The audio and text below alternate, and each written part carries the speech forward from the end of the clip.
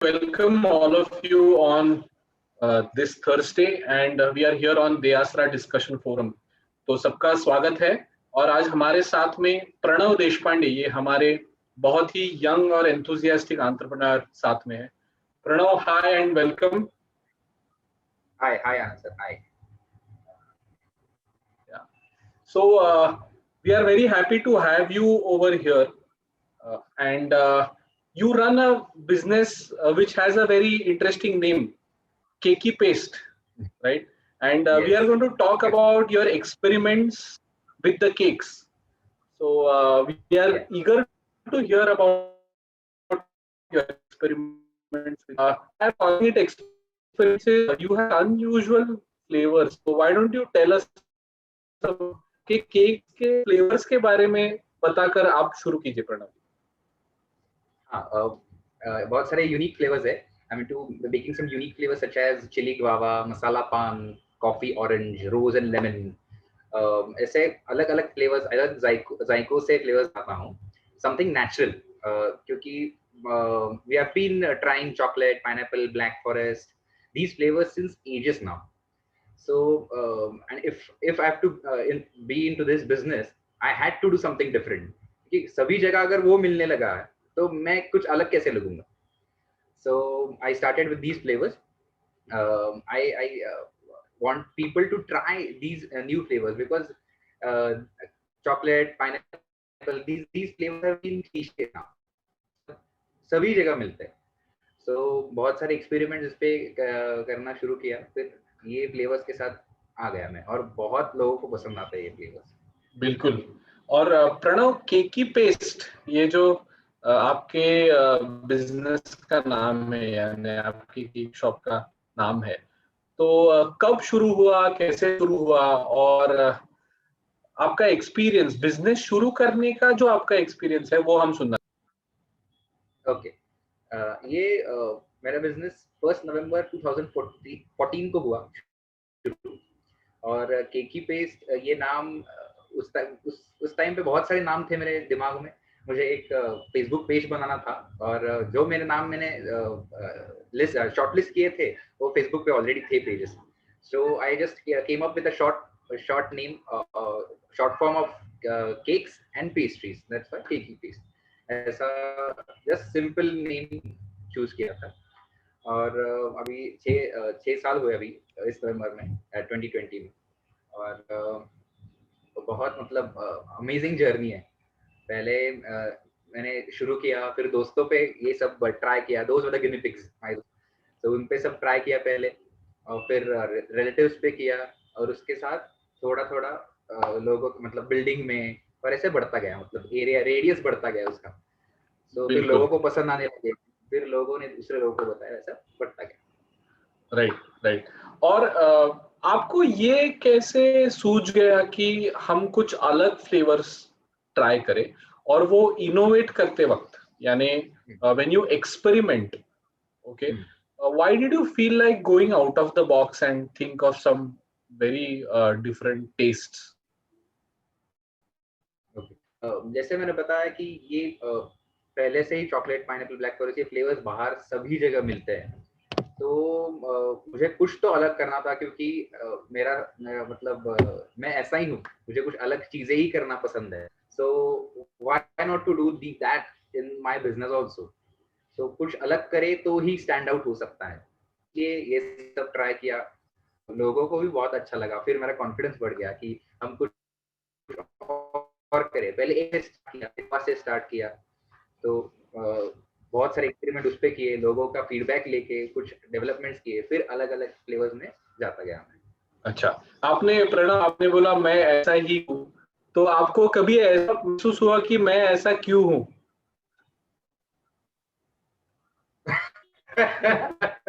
Good question.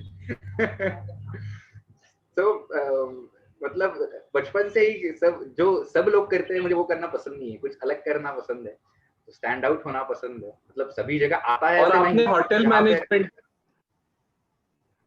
Management सीखा, तो शायद बाकी लोग जब इंजीनियरिंग कर रहे हो,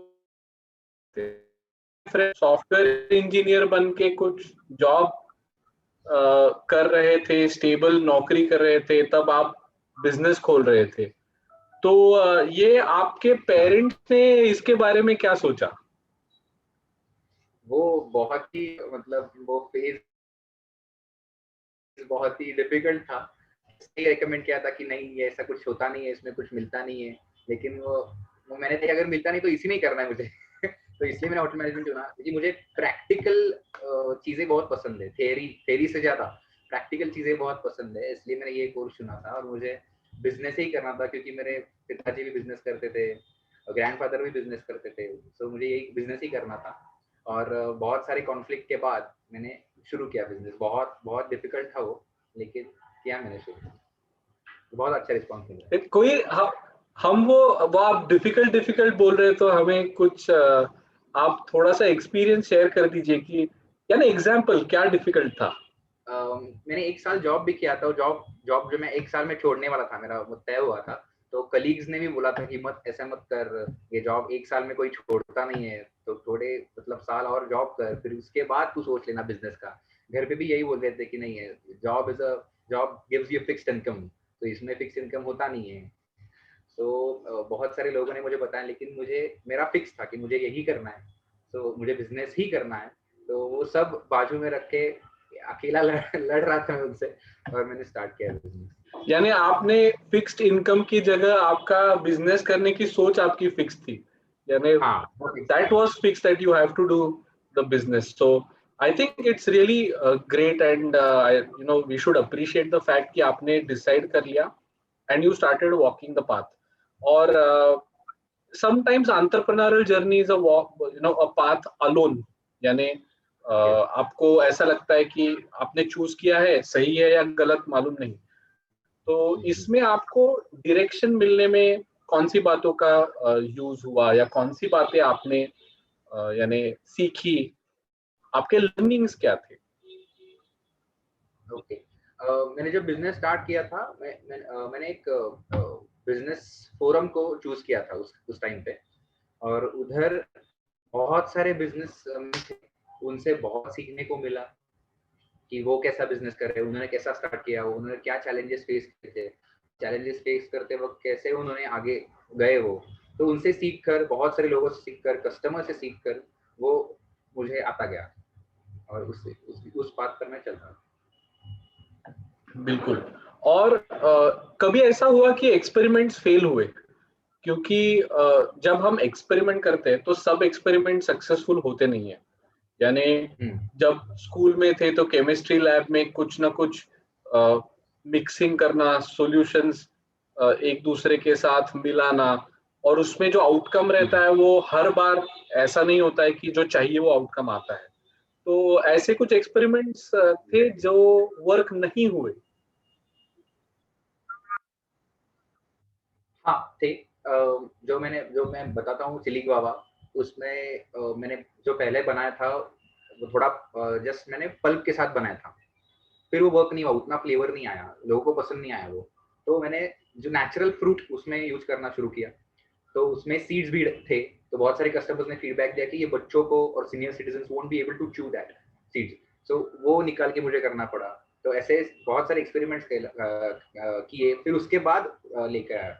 बहुत सारे 2-3 फ्लेवर भी थे जो लोगों को पसंद नहीं आए, वो माइल्ड थे बहुत, इसलिए वो मुझे बंद करने पड़े। लेकिन ऐसे ट्राई एंड एरर, मतलब वो सब R&D करके ही इस पे पहुंचा हूं। लेकिन बहुत मजा आया उसमें। फेल हुआ तभी तो कुछ सीख पाया। और जब आप ये कह रहे हैं कि फेल्यूर, ये हम्म। क्या होता है कि आजकल ऐसा है कि सक्सेस और सक्सेस स्टोरीज के बारे में सब लोग बोलते हैं, और फेलियर्स के बारे में it is many times kept under the carpet, saying कि फेलियर का के बारे में बात नहीं करना है। लेकिन फेलियर जब आता है तब माइंडसेट क्या होना जरूरी है, प्रणव? हाँ, ये बहुत अच्छा क्वेश्चन है सर। फेलियर जब आता है तब हम उससे सीख सकते हैं, क्योंकि अगर फेलियर नहीं आता तो सीखेंगे कैसे? तो उससे हम इम्प्रूव कर सकते हैं, इसलिए फेलियर बहुत जरूरी है, मतलब आपके लाइफ में। तो बहुत बहुत कुछ सीख सकते हैं उससे, हम दूसरों के भी और खुद के भी। तो बहुत ही हाँ, इम्पोर्टेंट होता है। और कभी ऐसा हुआ है प्रणव कि अभी मेरे खुद के एक्सपीरियंस में ऐसा है कि कभी कभी ऐसे रातें जाती है जहाँ पे you are thinking constantly about something because it did not work and suddenly those problems get solved and then something happens and you find the path. लेकिन वो जो रेस्टलेसनेस है, वो रेस्टलेसनेस से हम एक एंटरप्रेन्योर जाता है, एक स्पोर्ट्समैन जाता है, एक साइंटिस्ट जाता है, एक आर्टिस्ट जाता है। तो जब हम ये रेस्टलेसनेस हैंडल करते हैं तो मेरा खुद का एक्सपीरियंस तो ऐसा है कि ये रेस्टलेसनेस पार करने के बाद तो जो हैप्पीनेस आता है या जो सेटिस्फैक्शन मिलता है काम का, वो बहुत इंटरेस्टिंग है। तो do you think that this tenacity and handling that pressure or handling that restlessness is an important characteristic? तो आपका एक्सपीरियंस ऐसा कुछ आपको शेयर करना है जो आपने एक्सपीरियंस किया? हाँ, बहुत बहुत बार किया है। एक एग्जांपल के साथ बता सकता हूँ मैं। जब ये मतलब मैं नया था इस फील्ड में, और जैसे मैंने पहले बताया कि मैं बिजनेस फोरम को ज्वाइन किया था, तो उधर बहुत सक्सेसफुल लोग थे और मैं मतलब जस्ट स्टार्ट किया था मैंने, और मैं बहुत छोटा था उनके सामने। तो उधर मुझे रात भर नींद नहीं आई थी कि उधर कैसे जाऊं, कैसे, अभी तो स्टार्ट किया है, क्या बताऊं लोगों को कि मैं करता हूँ, तो मुझे मतलब सक्सेस मिलेगी कि नहीं उनके साथ। ऐसे बहुत बहुत फील किया था।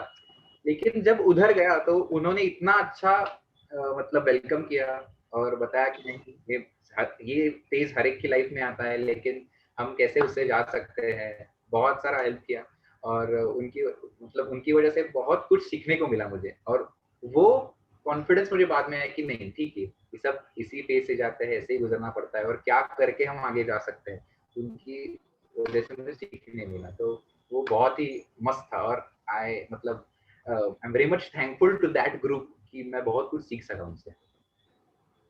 बिल्कुल। तो नेटवर्किंग या जो ऐसे सपोर्ट मैकेनिज्म्स है एंटरप्रेन्योरशिप के वक्त, there are lots of other entrepreneurs who share their knowledge or who share their experiences and that becomes a support system for each other. तो ये बहुत जरूरी है कि जो ऐसी जर्नी साथ में कर रहे हैं वो एक दूसरे के साथ ये शेयर करे और इसके बारे में बात करे या तो प्रॉब्लम सॉल्व करने में मदद करे।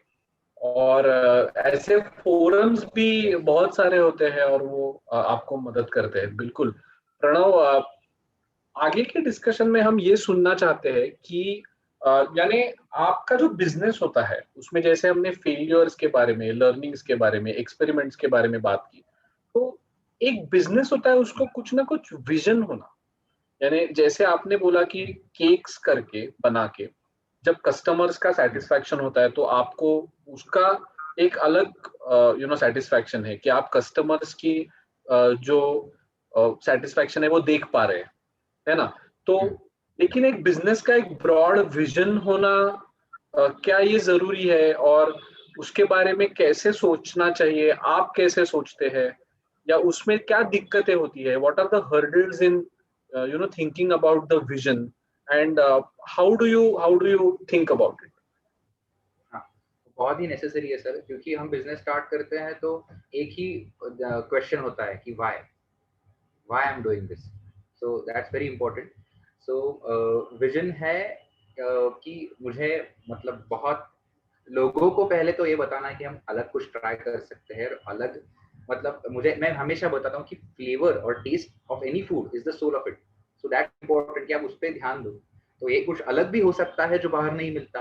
तो मेरा विजन है कि बहुत सारे लोगों को ये टेस्ट करवाऊं, ये क्या है और अलग है, तो ये लोगों को भी बता सकते हैं। और मेरा मिशन है कि मुझे क्लाउड किचन ओपन करने हैं। क्लाउड किचन कि वो किचन दिखाई नहीं देता, सिर्फ ऑनलाइन प्रेजेंस होता है और आप वहां से ऑर्डर कर सकते हैं। तो ऐसे क्लाउड किचन मुझे ओपन करने हैं और अलग अलग सिटीज में जाना है। तो ऐसा सोच कर मैं चलता हूँ, तो उधर से मैं कनेक्ट हो सकता हूँ बाकी सारे मतलब पूरे सिटीज को। तो ऐसा है। प्रणव, क्लाउड किचन यानी क्या? यानी बहुत सारे लोगों को मालूम होगा, लेकिन ऐसे भी कुछ एंटरप्रेन्योर्स होंगे जिनको क्लाउड किचन ये कॉन्सेप्ट मालूम नहीं है। तो क्लाउड किचन क्या होता है, और आजकल की ऑनलाइन की दुनिया में क्लाउड किचन का रेलेवेंस क्या है? ओके, क्लाउड किचन मतलब एक सिटी में एक किचन होता है, वहाँ बहुत सारे ब्रांड्स एक एक ही किचन में फूड बनाते हैं और ऑनलाइन डिलीवरी पार्टनर्स से पूरे सिटी में डिलीवर करते हैं। वो किचन कहाँ होता है हमें पता नहीं होता। जैसे हम फॉर एग्जांपल बिरयानी ऑर्डर करते हैं ऑनलाइन जोमेटो से, या जो जो जो डिलीवरी पार्टनर्स है उधर से ऑनलाइन ऑर्डर करते हैं, वो हमें पता नहीं होता कहाँ से आता है। We just know the brand, लेकिन ब्रांड कहाँ है, उनका रेस्टोरेंट कहाँ है, कहाँ, किसी को पता नहीं होता। So that's a kitchen. तो एक बड़ा किचन लेके उसमें बहुत सारे ब्रांड्स फूड कुक करते हैं और उधर से डिलीवरी करते हैं वो पूरे सिटी में। तो वो ऐसा क्लाउड किचन चाहिए। और अभी लॉकडाउन के बाद बहुत सारे रेस्टोरेंट ने अपना रेस्टोरेंट्स ने अपना बिजनेस बंद करके they are shifting to cloud kitchen, क्योंकि अभी सब लोग घर पे बैठ के काम कर रहे हैं, बहुत मतलब बहुत देर तक बहुत आवर्स काम कर रहे हैं, तो उनको बाहर जाने के लिए टाइम नहीं है। तो वो ऑनलाइन सब चूज करते हैं और घर पे बैठ के उनको कन्वीनियंटली मिल जाता है जो चाहिए वो। तो इसलिए रेस्टोरेंट्स क्लाउड किचन की तरफ जा रहे हैं। और मुझे ये भी लगता है प्रणव कि जब हम क्लाउड किचन के बारे में बात करते हैं, तो it is also one of the most cost effective solutions for hotel industry. कि हम जानते हैं कि होटल इंडस्ट्री में हॉस्पिटैलिटी और सर्विस ये दोनों इम्पोर्टेंट चीज है। तो जब आपके पास वॉक इन है, आपके पास डाइन इन है, तो उसका बहुत बड़ा लॉजिस्टिक्स और उसका बहुत बड़ा सर्विस सपोर्ट आपको खड़ा करना जरूरी होता है, और वो बहुत कॉस्टली भी है। और वैसे होटल में जाना और डाइन इन करना ये भी कस्टमर्स के लिए भी कॉस्टली अफेयर है। तो हाँ, I think going ahead, more and more number of cloud kitchens in southern part of India. There are many cloud kitchens. In Mumbai now there are many cloud kitchens that are starting. In Pune we have lots of cloud kitchens. तो cloud kitchen ये concept अभी बहुत इन है, और ये आगे जाके और भी इसका इन्फ्लुएंस बढ़ने वाला है। तो so I think one of the most important areas of thinking ahead of time, आप जो सोच रहे हैं, तो आपकी विजन ऐसी होनी चाहिए जो 5 साल के बाद, 10 साल के बाद ट्रेंड आने वाला है, ये ओके, सोचते हुए आप करके आप ऐसा सोच सकते हैं कि आज मैं ऐसा क्या करूं जिससे मैं 5 साल के बाद में I will still survive, or I will still be a different sort of a businessman that will have a lot of catch. तो अपने अभी के टाइम से आगे का सोचना ये बिजनेस में बहुत ही जरूरी है।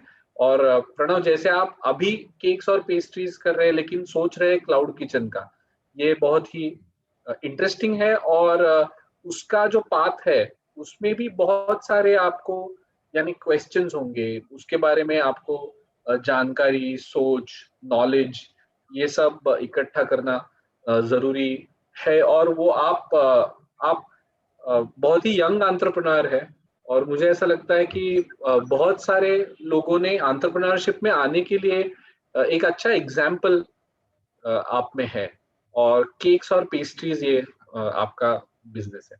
तो ऐसा कभी हुआ प्रणव कि आपने सोचा कि जो बिजनेस आइडियाज थी उसमें 4-5 आइडियाज थी और उसमें से एक आपने फाइनलाइज की, कि कैंसिल की हुई आइडियाज कुछ है आप, यानी मैंने सोचा था लेकिन ये बिजनेस आइडिया मैंने एग्जीक्यूट नहीं किया? यस, दो थी। जब मैं जॉब कर रहा था तो मुझे बार टेंडर बनने का बहुत शौक था। और आपको तो पता ही है बार लाइसेंस कैसे मिलता है पुणे में। तो मुझे एक खुद का बार चाहिए था, कि बहुत बहुत पसंद है मुझे लिक्विड शेफ बनना, उसको लिक्विड शेफ बोलते हैं। वो बनने की बहुत इच्छा थी, लेकिन बहुत सारे कंस्ट्रेंट्स है उसमें बार खोलने के लिए, पुणे आपको पता ही है। क्या बोलूँ। तो वो एक था, और मुझे फूड ट्रक ओपन करना था मेरे। और फूड ट्रक में फ्रेंचाइजेस करने थे मुझे, ऐसा करना था। लेकिन वो अभी महाराष्ट्र में जब मुझे करना था, लेकिन बहुत बहुत इश्यूज है उसमें अभी करने के लिए। तो मैंने सोचा कि अभी ये कर सकते हैं, तो ये दो थे मेरे। बिल्कुल। तो मुझे ये भी लगता है प्रणव कि आइडियाज जो रहती है, तो कभी भी एवरी बिजनेसमैन और entrepreneur comes up with lots of ideas. उसको बहुत सारी आइडियाज सूझती है, उसके बारे में हम सोचते हैं, लेकिन उन आइडिया में से कौन सा आइडिया अच्छा है, कौन सा आइडिया ऐसा है जिसमें कस्टमर सेगमेंट हम टैप कर पाएंगे, या कौन सा आइडिया ऐसा है जिसका प्लान बन के उसका बिजनेस में ट्रांसफॉर्मेशन हो सकता है, ये स्टडी करना भी उसके लिए शायद जरूरी है। क्योंकि customers are the most important thing in a business. और आइडिया तब भी सक्सेसफुल होता है, जैसे कि आपने बोला फूड ट्रक है या बार टेंडिंग है, तो इसमें है there are people who are doing this, and I am sure that it needs a typical kind of a skill set. It needs different sorts of compliances, different sorts of financial requirements. तो उसमें पैसों की भी अलग अलग तरीके की formations, combinations जरूरी है। तो एक आइडिया से आप जब बिजनेस कन्वर्ट करते हैं, तो उसमें ये सब बातें आपको ध्यान में रखना जरूरी है, और customer is the central focus of it. तो प्रणव, कस्टमर डेटाबेस बढ़ाने के लिए आप क्या एफर्ट्स करते हैं? ओके, कस्टमर डेटाबेस, मतलब मेरे पास जो जब जहाँ से मैंने स्टार्ट किया था वहाँ से पूरा कस्टमर डेटा मेरे पास है। और मतलब एक एक्सेल शीट में ये सब मेंटेन करता हूँ। सो वहाँ अच्छा। पूरा है। तो उनसे उनके साथ थोड़ा बात करना, उनको ग्रीट करना, मतलब डिजिटल मार्केटिंग भी एक टूल है उससे कनेक्ट होने के लिए। तो उस हिसाब से उनको उनके टच में रहता हूँ, वो रहना बहुत जरूरी है। बिल्कुल बिल्कुल। और बैक ऑन ट्रैक में जो हमारे दयास्त्रा फाउंडेशन का प्रोग्राम था, एंटरप्रेन्योर एक्सीलेंस अवार्ड, उसमें आपको आप you secure third place in back on track. तो डिजिटल मार्केटिंग और सोशल मीडिया मार्केटिंग, ये भी आपको यूजफुल हुआ होगा। तो आप जब पोस्ट करते हैं तो लोग कैसे रिस्पॉन्ड करते हैं सोशल मीडिया? हाँ, और लोग बहुत अच्छा रिस्पॉन्ड करते हैं। और जो मेरा क्या है, मतलब जो कोई भी पोस्ट डालूं तो लोगों को के मुंह में पानी आता है, तो वो रिस्पॉन्ड भी उसी तरह करते हैं। मतलब सिर्फ पुणे में नहीं, बाहर के देशों के भी लोग रिस्पॉन्ड करते हैं मुझे, और उधर से भी ऑर्डर्स आते हैं। मीडिया बहुत ही मदद की है। तो एक क्वेश्चन है कि सोशल मीडिया पे ऐसा होता है कि जब हम सोशल मीडिया मार्केटिंग करते हैं, इनिशियल एक ऐसा रेजिस्टेंस होता है थोड़ा को, कि मैं सोशल मीडिया पे मार्केटिंग करूं या ना करूं। ऐसा कभी आपके मन में आया था, या you you were very fluent about it? नहीं, ऐसा कभी नहीं आया था। क्योंकि बिजनेस के बारे में जितने ज्यादा लोगों को पता चले उतना अपना रेवेन्यू बढ़ने वाला है। तो अच्छा। मैं सबको रेकमेंड करूंगा कि सोशल मीडिया पे आओ, उधर आपके सब प्रोडक्ट्स डालो, लोगों को बताओ आप क्या करते हो, क्योंकि वही आप आगे लेके जाने वाला है। और पैंडेमिक के बाद तो मतलब सभी ऑनलाइन आ चुके हैं, तो बहुत अच्छी प्लेस है। रोज कुछ ना कुछ करो और उस पे बिजनेस बहुत बढ़ सकता है। बिल्कुल। Great. And what would you like tell those young entrepreneurs जो फूड बिजनेस में है, तो इसमें अपॉर्चुनिटी आगे जाते हुए कैसी है, और उनको आप क्या मैसेज देंगे? अपॉर्चुनिटी बहुत अच्छी है, क्योंकि फूड बिजनेस तो मतलब लॉकडाउन में भी थोड़ा थोड़ा चल रहा था, पूरा बंद नहीं था।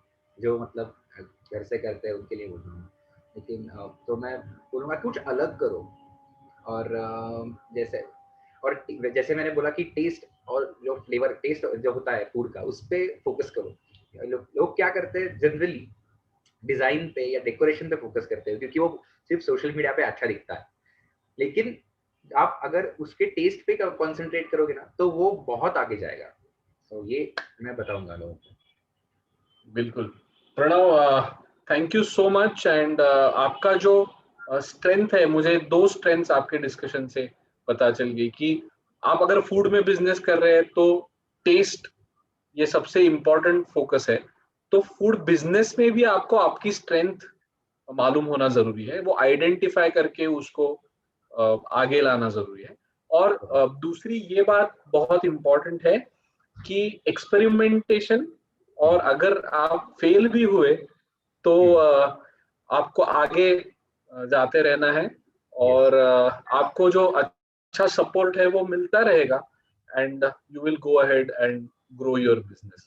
So the Asra Foundation also wishes you all the best for future. Thank you. And thank you for joining us today on this Wednesday. It was nice to hear about your story. Thank you very much, sir. Thank you. I loved the session totally.